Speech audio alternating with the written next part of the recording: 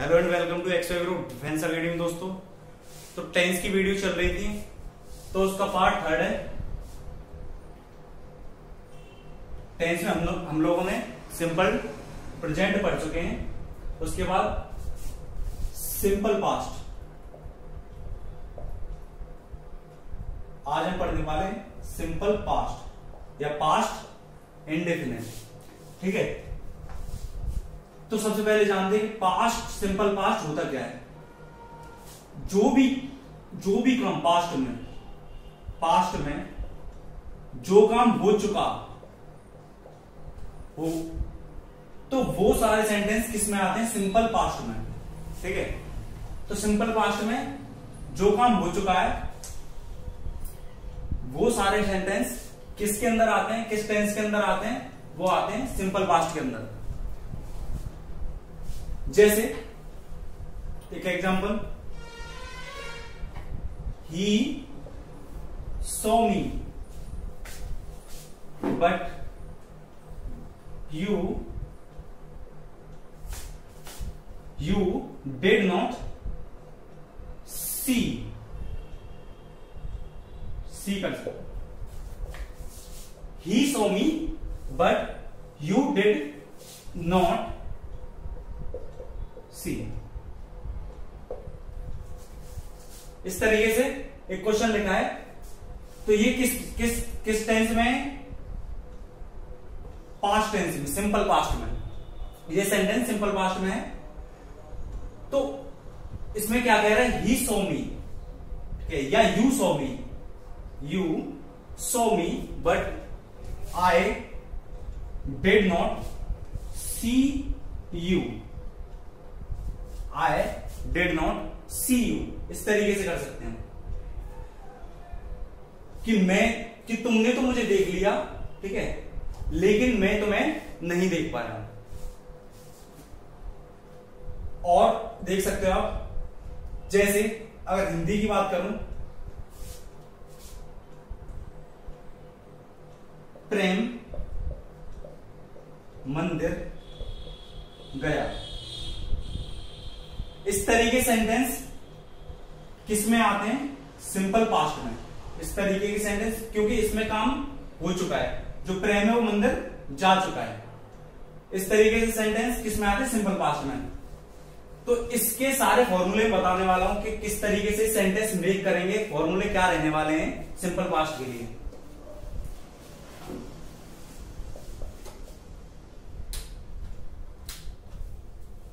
अगर positive sentence अगर positive है यानी कि अफर्मेटिव है, तो उसके लिए क्या स्ट्रक्चर रहने वाला है सेंटेंस का, तो वो देखते हैं। सबसे पहले अगर अफर्मेटिव है या फिर पॉजिटिव सेंटेंस है, तो उसके लिए सबसे पहले सब्जेक्ट लगाएंगे। और हमें पता है कि सिंपल पास्ट में वर्ब की कौन सी फॉर्म का यूज करते हैं? पॉजिटिव में वर्ब की सेकंड फॉर्म का। तो सबसे पहले सब्जेक्ट प्लस V2, वर्ब की सेकंड फॉर्म प्लस ऑब्जेक्ट, ठीक है। अगर नेगेटिव सेंटेंस है, सबसे पहले subject plus did not, subject plus did not का यूज करेंगे हम। उसके तुरंत बाद अब देखना ये है, समझने वाली बात क्या है इसमें, कि अगर नेगेटिव है या इंटेरोगेटिव है, तो हम वर्ब की फर्स्ट फॉर्म का यूज करेंगे, ना कि सेकंड फॉर्म का यूज, ठीक है।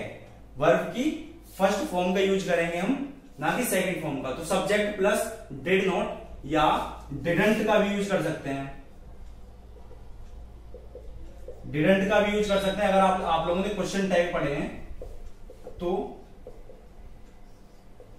वहां पूरे क्वेश्चन टैग के बारे में जानकारी दी है, किस तरीके से क्वेश्चन टैग बनते हैं। तो डिड नॉट की जगह हम डिडंट का भी यूज कर सकते हैं। सब्जेक्ट प्लस डिडंट या डिड नॉट प्लस वर्ब की फर्स्ट फॉर्म प्लस ऑब्जेक्ट। ये हो गया आपके नेगेटिव। इंटेरोगेटिव की बात करें तो इंटेरोगेटिव की सबसे पहले अगर हमारा WH वर्ड है तो WH वर्ड लगा देंगे, प्लस डिड से स्टार्ट करेंगे, प्लस सब्जेक्ट प्लस V1 यानी कि वर्ब की फर्स्ट फॉर्म प्लस ऑब्जेक्ट और क्वेश्चन मार्क। इस तरीके से हम मेक करेंगे। इंटरोगेटिव नेगेटिव है, अगर इसमें इंटरोगेटिव नेगेटिव है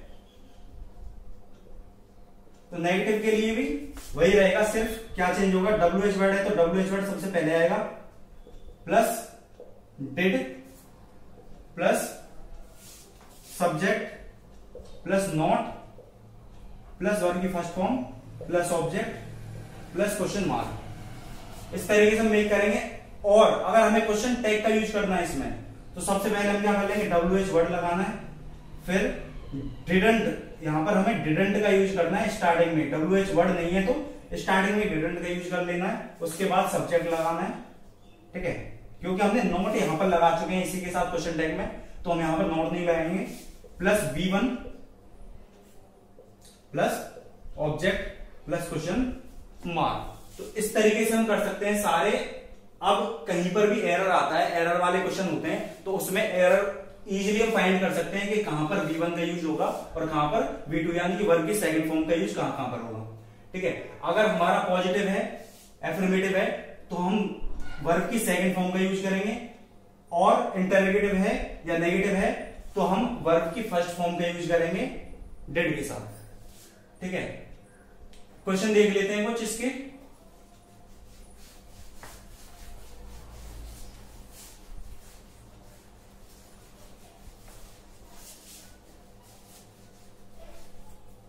जैसे मैंने मान लिया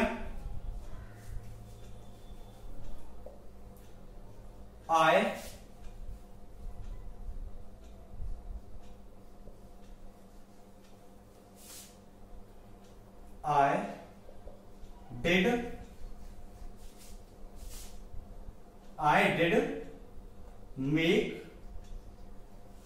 mistake या this mistake, ठीक है।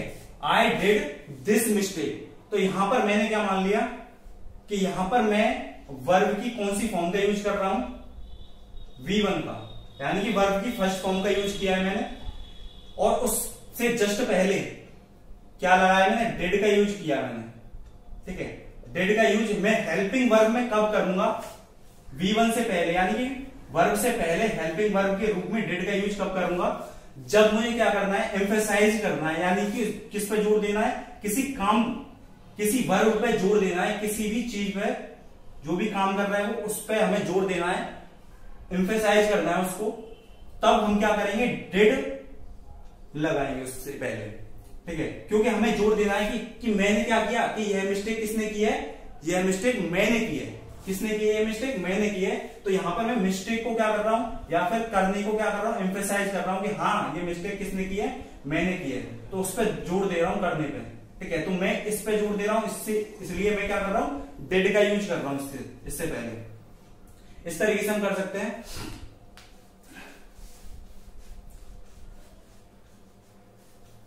तो ये आपका सिंपल। तो कुछ एग्जांपल और है इसके, जैसे मैं मान लू, नोट करके लिख लें, अगर मेरा इस तरीके से क्वेश्चन स्टार्ट हो रहा है,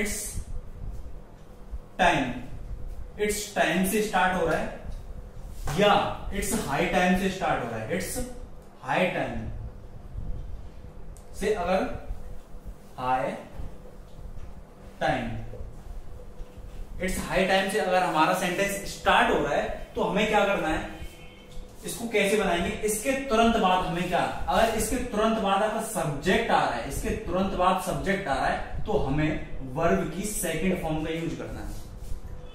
इट्स टाइम या इट्स हाई टाइम है, और उसके तुरंत बाद सब्जेक्ट आ रहा है, और उसके, तो हमें वर्ब की सेकंड फॉर्म का यूज करना है, ना कि फर्स्ट फॉर्म का यूज करना है, ठीक है।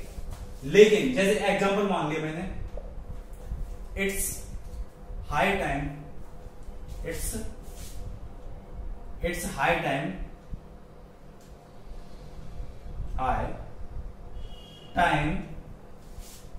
It's high time, you should study, example ये है, it's high time you should study. तो हमें क्या करना है, हमें देखना है कि यहां पर कहां पर मिस्टेक हो रही है। तो हमें देखना है कि यहां पर अगर सब्जेक्ट इट्स हाई टाइम आएगा, उसके तुरंत बाद सब्जेक्ट आ रहा हो, तो यहां पर तुरंत इसके तुरंत बाद सब्जेक्ट आ रहा है, तो हमें क्या करना है, ये जो वर्ब की कौन सी फॉर्म है, वर्ब की फर्स्ट फॉर्म लगी हुई है स्टडी, तो हमें क्या करना है, यहां पर ये हेल्पिंग वर्ब तो आएगी नहीं, इसमें हेल्पिंग वर्ब का तो यूज ही नहीं होगा पास्ट में इस वाले में। तो मैं क्या करूंगा, स्टडी, ये V1 है तो इसको V2 में चेंज कर दूंगा, वर्ब की सेकंड फॉर्म में यूज चेंज कर दूंगा इसको। तो स्टडी का क्या हो जाएगा, स्टडी शुड हट जाएगा यहां से, तो क्या हो जाएगा, it's high time you study, या फिर it's time you should you study. इस तरीके से कर सकते हैं, इस तरीके से बना सकते हैं। और इसके अलावा क्वेश्चन कैसे स्टार्ट हो रहा है, इट्स टाइम या it's high time, it's high time, it's high time, उसके तुरंत बाद अगर टू आ रहा है, इसके तुरंत बाद अगर टू आ रहा है, तो मुझे क्या करना है, वर्ब की फर्स्ट फॉर्म का यूज करना है, वर्ब की फर्स्ट फॉर्म का यूज करना है। जैसे एग्जांपल मान लिया मैंने, it's time to study, it's time to study. तो इट्स टाइम के तुरंत बाद क्या आ गया, टू आ गया। इट्स हाई टाइम है, इट्स टाइम के तुरंत बाद टू आता है, तो उसके तुरंत बाद हम क्या लाएंगे, वर्ब की फर्स्ट फॉर्म। तो यहां पर वर्ब की फर्स्ट फॉर्म भी लगी हुई है स्टडी, ठीक है, तो ये हमारा एकदम करेक्ट है, ठीक है। तो आप लोगों को पता चल गया होगा कि पास्ट टेंस है क्या। जैसे पास्ट टेंस की बात करो तो पास्ट टेंस में जैसे मैंने मान लिया, एक और एग्जांपल पास्ट टेंस का, आई केम यस्टरडे, आई केम यस्टरडे। तो केम यहां पर वर्ब की सेकेंड फॉर्म है, फर्स्ट फॉर्म क्या होती है, कम। टेंस कौन सा हो गया, पास्ट का, सिंपल पास्ट है, और सिंपल पास्ट में भी ये कौन सा है, पॉजिटिव है या एफर्मेटिव है। तो एफर्मेटिव के साथ मैंने आप लोगों को क्या बताया था फॉर्मूले में, कि वर्ब की सेकंड फॉर्म का यूज करते हैं एफर्मेटिव में। अगर यहां पर नेगेटिव होता या इंटरोगेटिव होता तो वर्ब की फर्स्ट फॉर्म का यूज करते, ना कि सेकंड फॉर्म का। तो यहां पर हमने कैसे किस तरीके से किया कि आई केम यस्टरडे, मैं कब आया, मैं कल आया, मैं कब आया, मैं कल आया। तो इस तरीके से पास्ट, जो काम पास्ट में हो चुका है तो वो किस में आते हैं, जो काम हो चुका तो वो किस में आएगा, सिंपल पास्ट में आएगा। इस तरीके से हमने आज पास्ट टेंस कर लिया है, सिंपल पास्ट। इसके बाद हम सिंपल फ्यूचर करेंगे नेक्स्ट वीडियो में, ठीक है। और इसके बाद हम एक मॉक टेस्ट लाने वाले हैं कल, मॉक टेस्ट, जो कि एयरफोर्स एक्स और वाई ग्रुप दोनों के लिए बहुत ज्यादा इंपॉर्टेंट है, जिसके अंदर 20 क्वेश्चंस होंगे। तो आप लोगों को वो जरूर करना है, ठीक है। अगर इस वीडियो में अगर आप लोगों को कोई भी क्वेरी या कुछ भी दिक्कत है तो आप लोग हमें कमेंट सेक्शन में कमेंट करके बता दीजिएगा, उसको हम दूर करने की कोशिश करेंगे। जय हिंद, जय भारत।